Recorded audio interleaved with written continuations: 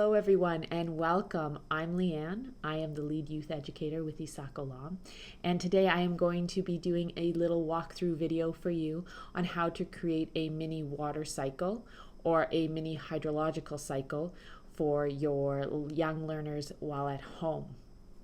What you can do to start is actually visit our website and download the free activity guide, and under activity 2 you will find all of the materials that you need to complete this activity today.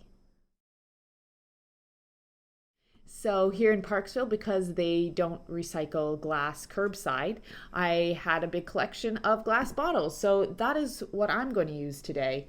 I also found a glass bottle. This had tomato sauce in it at some point, so that's a good option.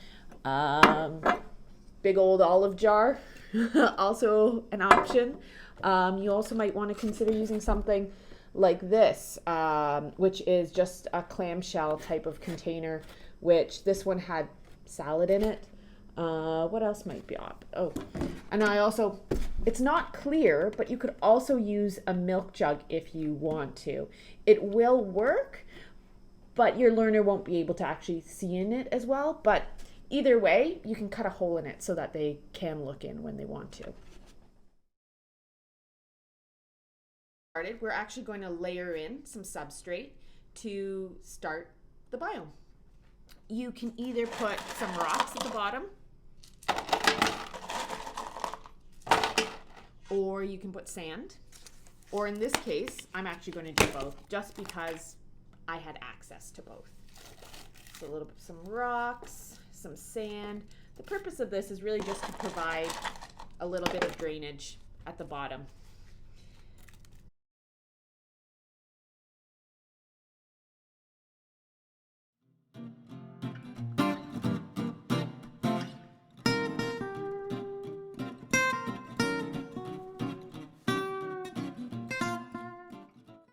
On my walk today, I picked up some lungwort. I picked up a bit of old man's beard, I think is what this is called. I am definitely not an expert on all the different lichens and mosses out there.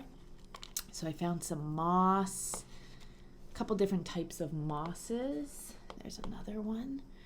Oh, I also found a nice stick, which also had a bit of lungwort growing on it. So when you're out and you're collecting all these items, I think it's also a really great opportunity to talk to your learner about gratitude and not taking anything more than we need. But then the rest is up to you to decorate, really, for your learner. So I found a cool bit of wood, we found a feather, a seashell, and then what else? So I'm going to take some of the lungwort and place it in there. You know, you can have your learner get creative and just let them sort of play around with what they want to create.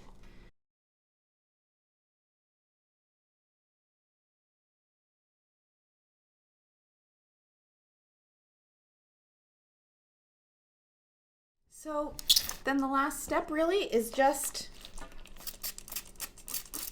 spray a little bit more water on there if you want, right? And that's it. Let's close it up.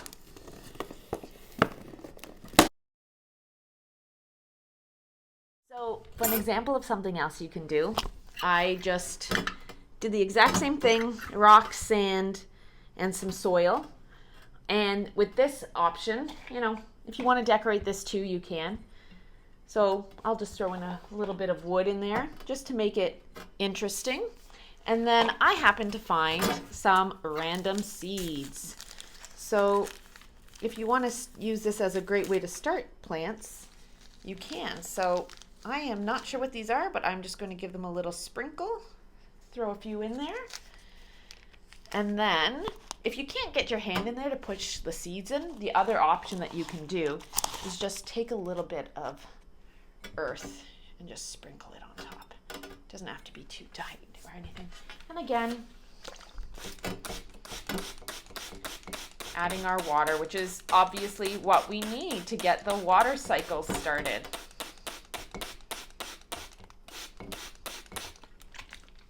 Great.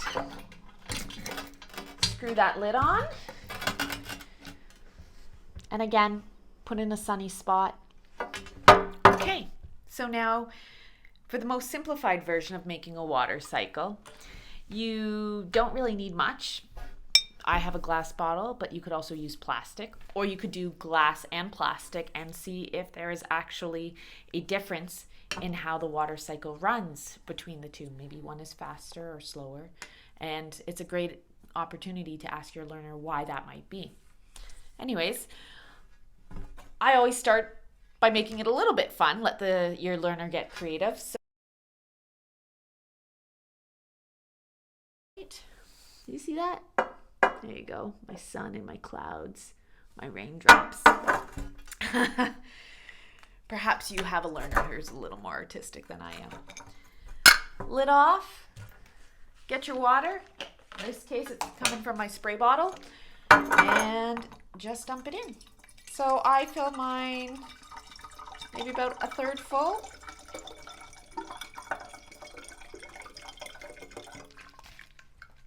Looks good to me. Lid back on and put it in a sunny spot. So it's been approximately 24 hours, roughly, since we made the biomes. So I thought I would give you a quick update. I think the most successful one's actually just been the water in the container alone. You can see that there's lots of condensation on the side of the bottle, dripping down the sides as precipitation back into the pool of water. In the clamshell container,